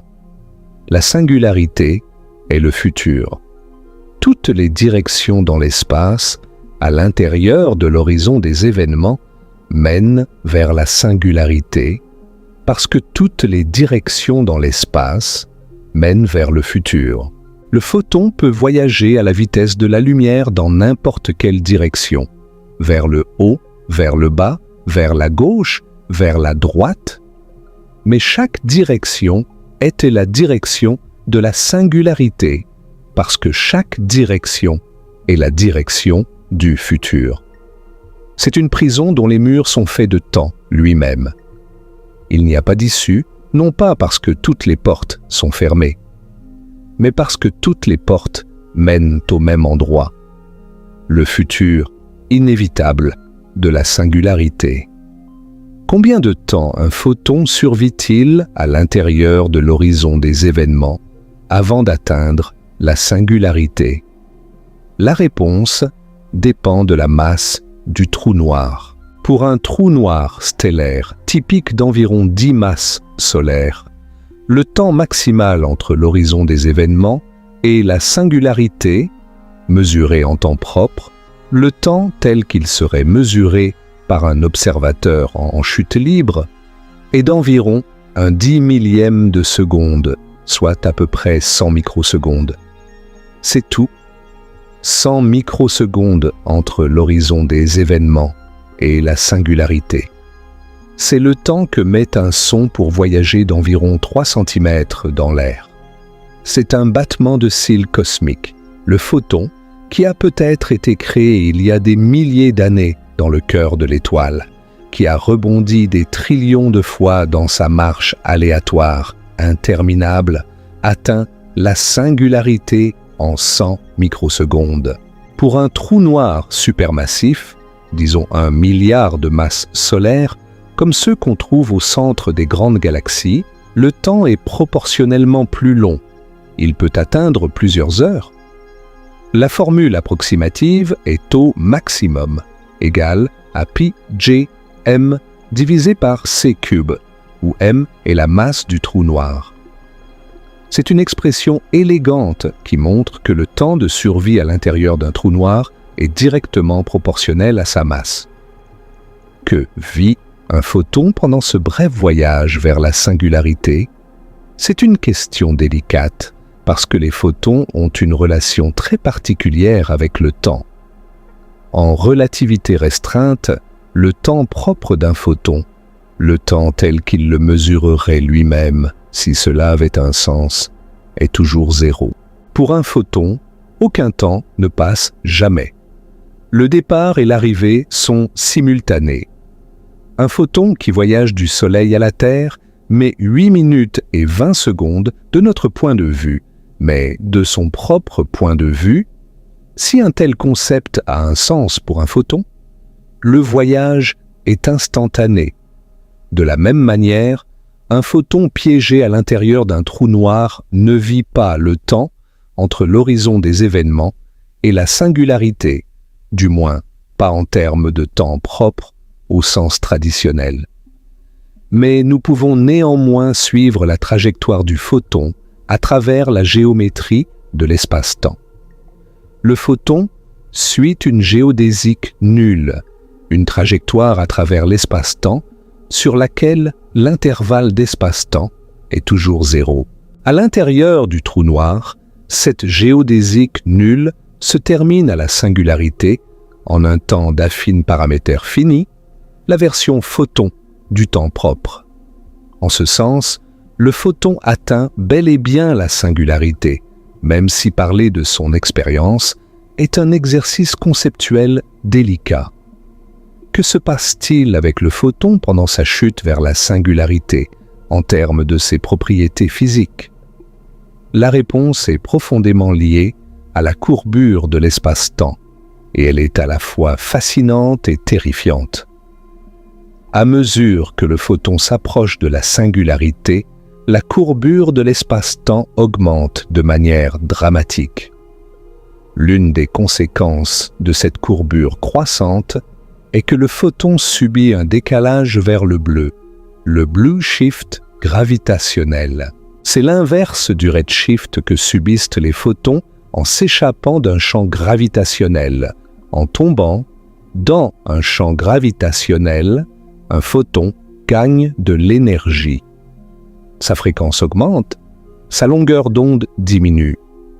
En tombant vers la singularité d'un trou noir, le blue shift devient extrême. La fréquence du photon augmente sans limite, son énergie grimpe vers l'infini. Un photon de lumière visible devient un photon ultraviolet, puis un photon de rayon X, puis un photon de rayon gamma, puis sa fréquence dépasse tout ce que nous avons jamais observé dans l'univers.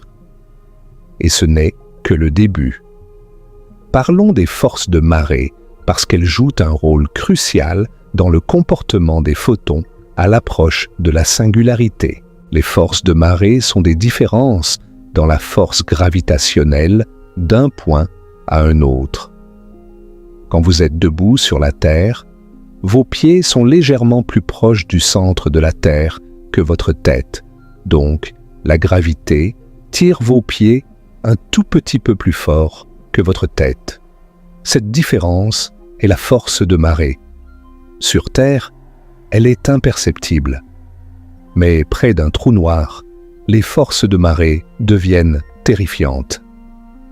À l'approche de la singularité, la force gravitationnelle change si rapidement d'un point à un autre que les objets sont étirés dans la direction radiale, vers la singularité, et comprimés dans les directions perpendiculaires.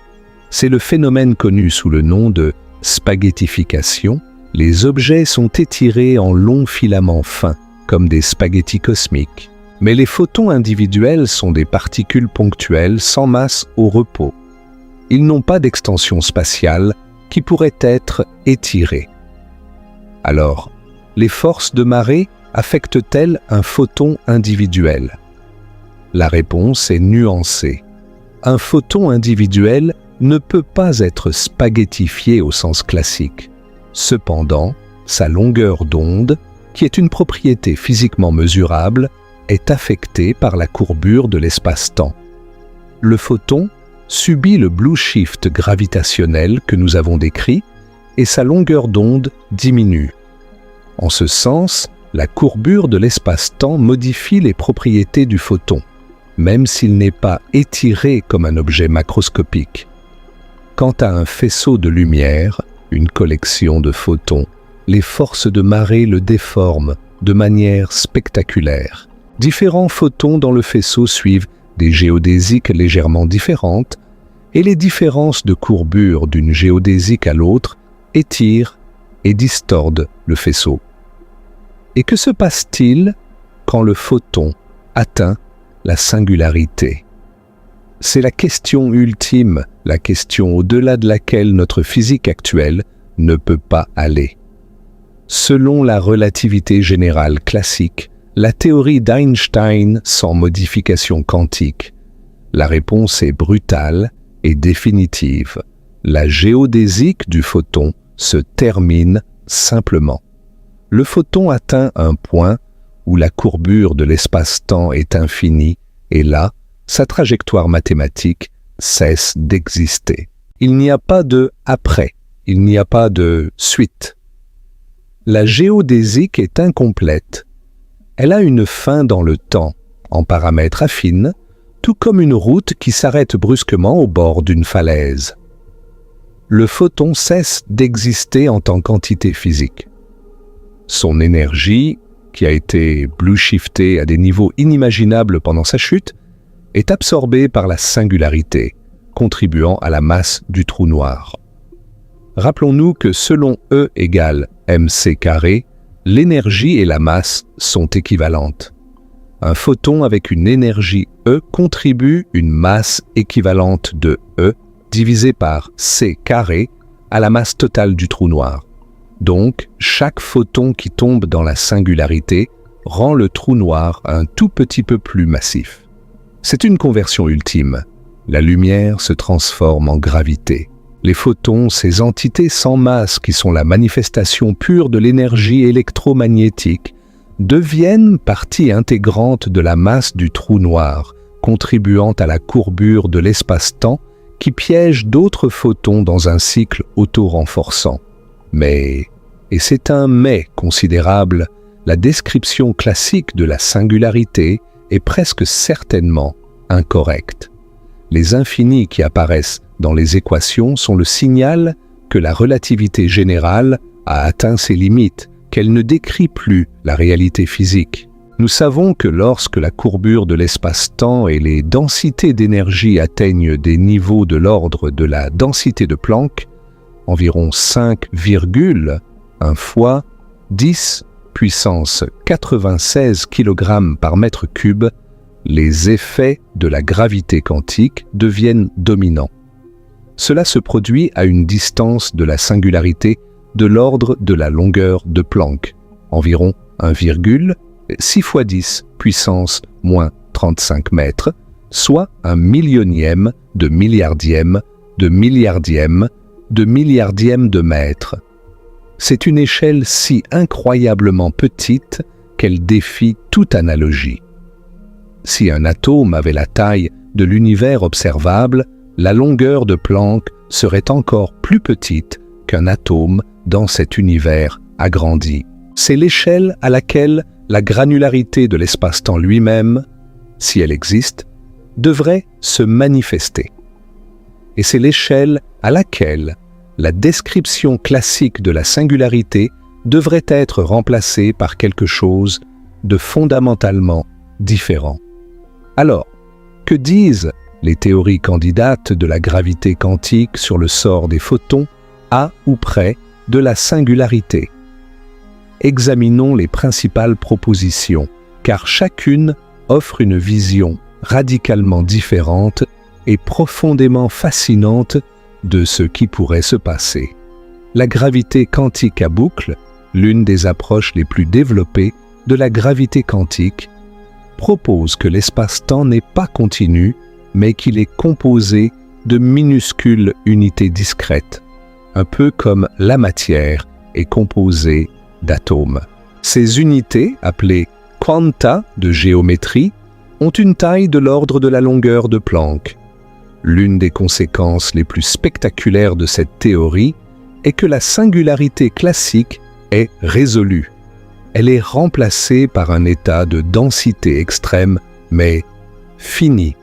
La matière et l'énergie ne sont pas comprimées à une densité infinie dans un volume nul. Au lieu de cela, quand la densité approche la densité de Planck, une forme de pression quantique entre en jeu, une conséquence de la nature discrète de l'espace-temps, qui résiste à une compression supplémentaire. Et voici ce qui est vraiment remarquable. Certains calculs en gravité quantique à boucle suggèrent que l'effondrement pourrait rebondir, que la matière en effondrement pourrait atteindre une densité maximale et puis se réexpandre. C'est l'hypothèse de l'étoile de Planck. Selon cette hypothèse, le trou noir n'est pas un état final permanent. C'est un état transitoire extrêmement long. La matière s'effondre, atteint la densité de Planck, rebondit et finit par se réexpandre, formant ce qu'on appelle un trou blanc. L'inverse temporel d'un trou noir, une région de l'espace-temps d'où la matière et la lumière s'échappent mais ne peuvent pas entrer. Si cette hypothèse est correcte, alors les photons piégés à l'intérieur du trou noir ne sont pas détruits. Ils sont stockés temporairement dans un état de densité de Planck et ils finissent par émerger de l'autre côté du rebond quantique, peut-être dans une autre région de l'espace-temps, peut-être dans un autre univers, ou peut-être dans le même univers, mais dans un futur incroyablement lointain. La théorie des cordes offre une perspective complètement différente. Dans la théorie des cordes, Les particules fondamentales ne sont pas des points, mais des minuscules cordes vibrantes, dont les différents modes de vibration correspondent à différentes particules. La théorie des cordes nécessite des dimensions spatiales supplémentaires, au-delà des 3 que nous connaissons, qui sont compactifiées ou enroulées à des échelles microscopiques. L'une des propositions les plus intrigantes de la théorie des cordes concernant les trous noirs est l'hypothèse du fuzzball, une boule floue. Selon cette hypothèse, proposée principalement par Samir Mathur, un trou noir n'a pas de singularité et pas d'horizon des événements au sens traditionnel. Au lieu de cela, toute la masse du trou noir est distribuée dans un objet quantique complexe fait de cordes et de branes, des objets multidimensionnels dans la théorie des cordes, qui remplit le volume jusqu'à l'ancien horizon des événements. Cet objet est incroyablement complexe. Sa structure encode toute l'information de tout ce qui est tombé dans le trou noir. Si l'hypothèse du fuzzball est correcte, alors nos photons ne tombent jamais dans une singularité. Ils sont absorbés par le fuzzball et leur information, leur longueur d'onde, leur polarisation, leur direction de propagation, leur état quantique est encodée dans la structure microscopique extraordinairement complexe du fuzzball. L'information n'est pas perdue. Elle est stockée d'une manière qui pourrait éventuellement être récupérée à travers les processus quantiques qui font lentement transpirer le fuzzball, l'analogue dans cette théorie du rayonnement de Hawking. D'autres approches de la gravité quantique proposent d'autres scénarios encore. Certaines suggèrent que l'espace-temps lui-même cesse d'exister à l'échelle de Planck, remplacé par quelque chose de plus fondamental, une sorte de mousse quantique ou de réseau pré-géométrique. Dans ces scénarios, le concept même de photon se propageant à travers l'espace-temps perd son sens à l'approche de la singularité. Le photon n'est pas détruit et il ne survit pas non plus. Il est transformé en quelque chose de fondamentalement différent, quelque chose que nous ne pouvons pas décrire dans le langage de notre physique actuelle. Le point essentiel, et c'est peut-être la leçon la plus importante de toute notre exploration, est que nous ne savons honnêtement, PAS, avec certitude, ce qui arrive aux photons à ou près de la singularité. C'est l'une des frontières ultimes de la connaissance humaine. Nous avons des théories candidates, des hypothèses fascinantes, des calculs prometteurs, mais pas de réponse définitive. Et c'est, d'une certaine manière, la chose la plus excitante de toutes. C'est une question à laquelle l'humanité travaille activement à répondre, en ce moment même, dans les départements de physique théorique et les laboratoires d'observation du monde entier. Mais il y a une chose que nous pouvons dire avec confiance, quelque chose qui découle directement des lois de la physique, telles que nous les comprenons. L'énergie des photons qui tombent dans le trou noir n'est pas perdue. Elle est convertie en masse du trou noir. Chaque photon qui franchit l'horizon des événements ajoute sa contribution à la masse totale du trou noir, selon la relation E égale mc². Le trou noir qui résulte de l'effondrement stellaire est plus massif que le cœur original qui s'est effondré, parce qu'il a absorbé non seulement la matière, mais aussi l'énergie radiative, tous ces photons piégés, et l'énergie de l'effondrement gravitationnel lui-même. Bien sûr, une partie de l'énergie s'échappe sous forme de neutrinos qui emportent environ 99% de l'énergie de liaison gravitationnelle dans le cas d'une supernova, sous forme d'ondes gravitationnelles et sous forme de la lumière et de la matière éjectées dans l'explosion de la supernova si elle se produit. mais tout ce qui reste à l'intérieur de l'horizon des événements contribue à la masse du trou noir. Et cela nous amène directement au théorème de calvitie, le No-Hair théorème. L'un des résultats les plus élégants et les plus troublants de la physique des trous noirs. Ce théorème, démontré dans différentes formes par Werner Israel, Brandon Carter, Stephen Hawking et d'autres dans les années 1960 et 1970, affirme que le trou noir, une fois formé et stabilisé, est caractérisé par exactement 3 propriétés et seulement 3. Sa masse, sa charge électrique et son moment angulaire, son spin, rien d'autre. Le trou noir ne se souvient pas de ce dont il est fait. Il ne se souvient pas si les photons qui sont tombés dedans étaient des rayons gamma ou de la lumière visible. Il ne se souvient pas de la polarisation de ces photons, de leur direction de propagation, de leur origine dans le cœur ou dans l'enveloppe de l'étoile. Il ne se souvient pas si la matière qui l'a formé était du fer, de l'oxygène, de l'hydrogène, des chaussettes ou des encyclopédies. Toute cette information, des trillions de trillions de trillions de bits d'informations décrivant l'état quantique exact de chaque photon, de chaque électron, de chaque proton, de chaque neutron qui est tombé dans le trou noir, semble avoir été effacée, remplacée par seulement 3 nombres. Masse, charge, spin. John Wheeler, le physicien qui a popularisé le terme trou noir, a résumé cette idée avec une phrase célèbre « Les trous noirs n'ont pas de cheveux ». C'est une métaphore pour dire qu'ils n'ont pas de caractéristiques distinctives au-delà de ces 3 paramètres. 2 trous noirs ayant la même masse, la même charge et le même spin sont absolument identiques. Il n'y a aucun moyen de les distinguer, quelle que soit la différence dans les matériaux qui les ont formés.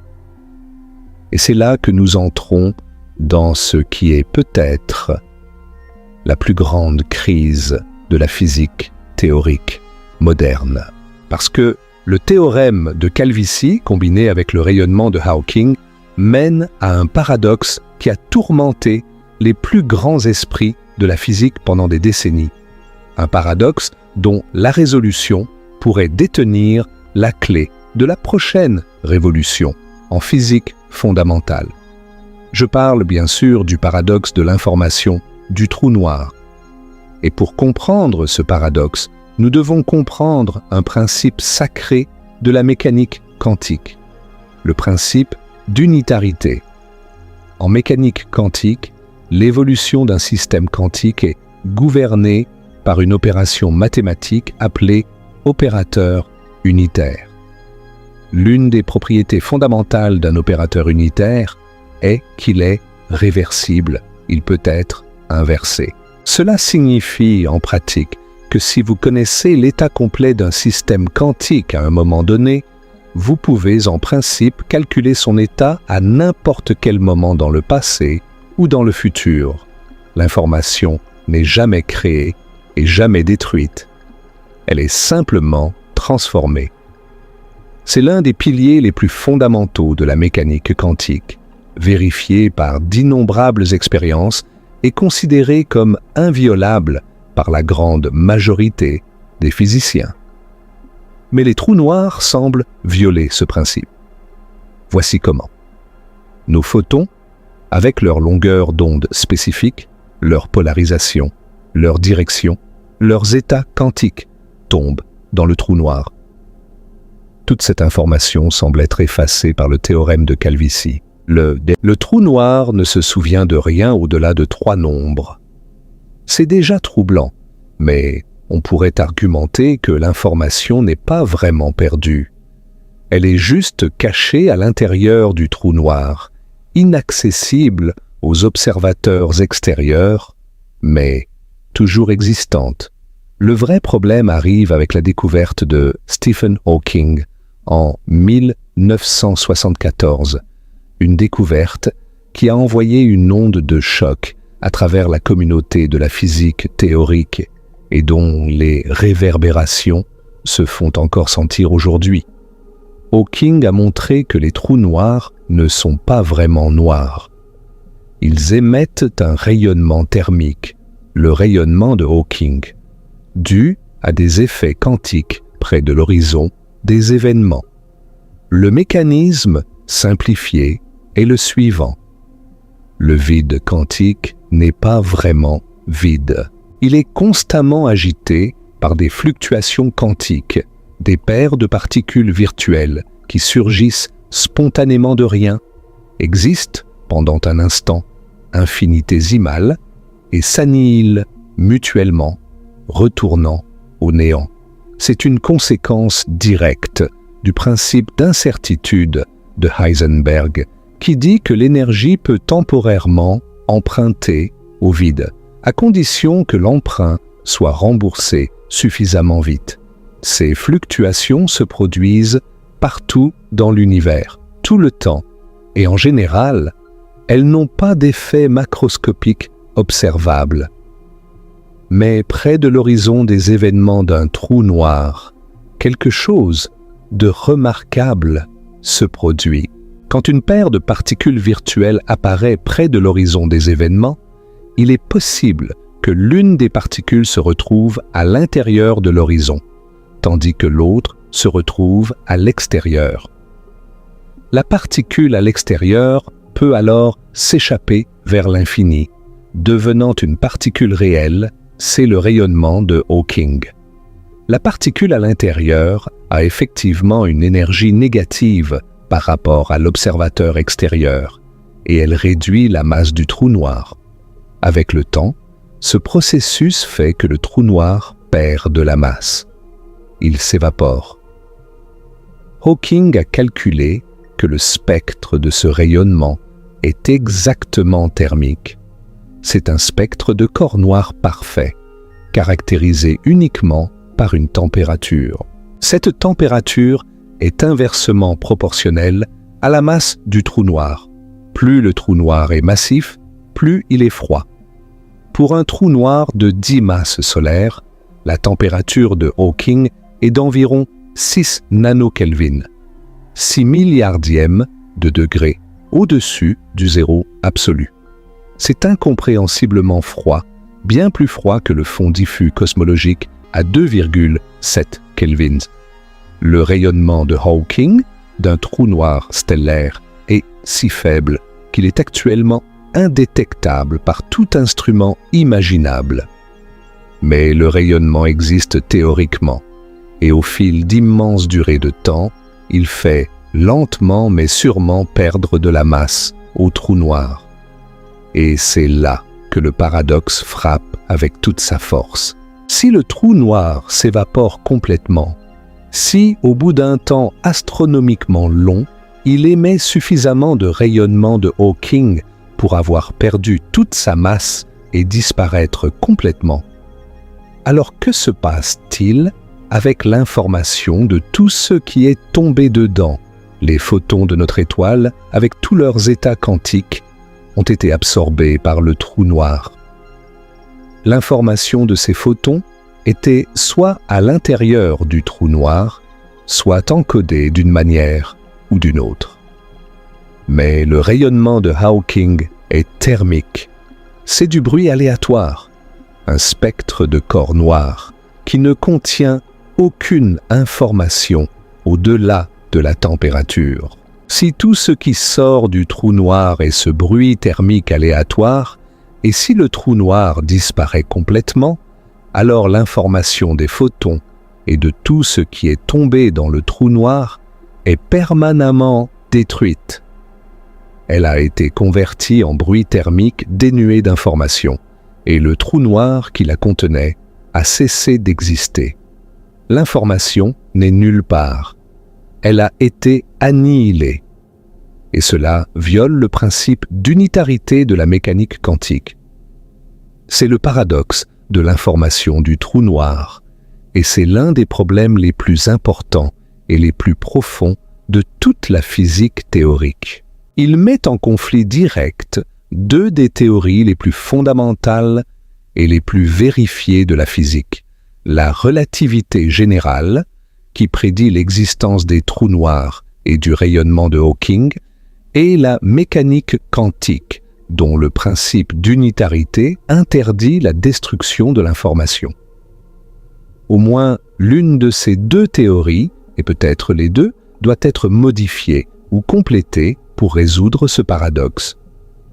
Et la résolution de ce paradoxe pourrait bien être la clé de la prochaine grande révolution en physique, comparable à la révolution quantique du début du XXe siècle ou à la révolution einsteinienne de la relativité, la position initiale de Hawking, qu'il a maintenue de 1976 à 2004, était que l'information EST, véritablement détruite par les trous noirs, et que la mécanique quantique doit être modifiée pour tenir compte de cette réalité.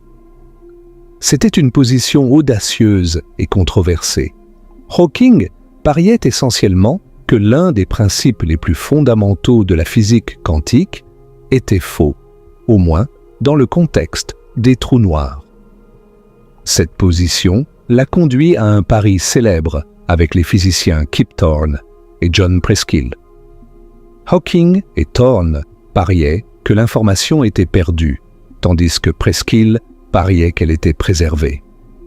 L'enjeu était une encyclopédie. Le perdant devrait offrir au gagnant une encyclopédie de son choix. La plupart de la communauté de la physique théorique, cependant, n'était pas convaincue par la position de Hawking. L'unitarité de la mécanique quantique était trop bien établie, trop fondamentale, pour être abandonnée si facilement.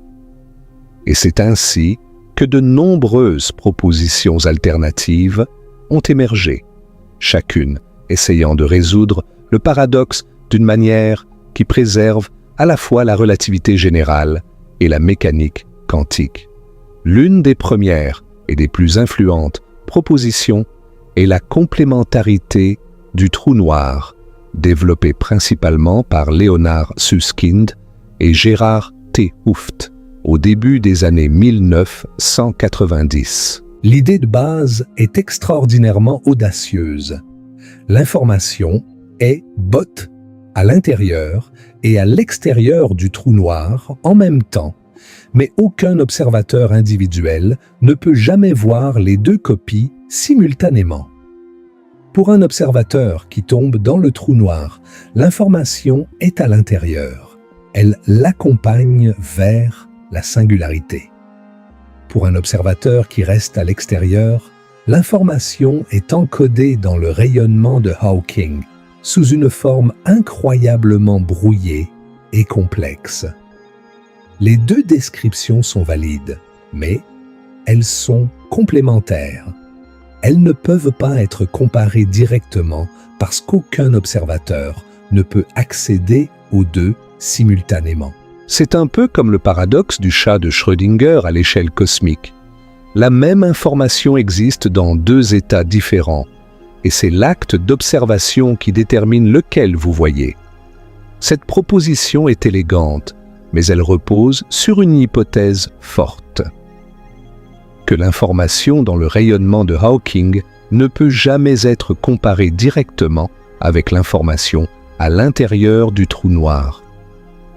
Étroitement liée à la complémentarité est l'une des idées les plus profondes et les plus révolutionnaires de la physique théorique moderne, le principe holographique. Proposé par T. Hooft et développé par Susskind, ce principe affirme que toute l'information contenue dans un volume d'espace peut être encodée sur la surface qui délimite ce volume. Plus précisément, l'information maximale qui peut être contenue dans une région d'espace est proportionnelle non pas au volume de cette région, mais à la surface de sa frontière, mesurée en unité de la surface de Planck, environ 2,6 fois 10 puissance moins 70 mètres carrés. Pour un trou noir, Cela signifie que toute l'information de tout ce qui est tombé à l'intérieur, y compris tous nos photons, avec toutes leurs propriétés, est encodée sur l'horizon des événements, la surface du trou noir, comme un hologramme. L'intérieur du trou noir est, en quelque sorte, une projection holographique des informations stockées sur sa surface. Si le principe holographique est correct, alors les photons de notre étoile ne sont pas vraiment à l'intérieur du trou noir. Leur information est encodée sur l'horizon des événements, comme une image bidimensionnelle qui encode une scène tridimensionnelle. Et cette information holographique est, en principe, accessible à travers le rayonnement de Hawking.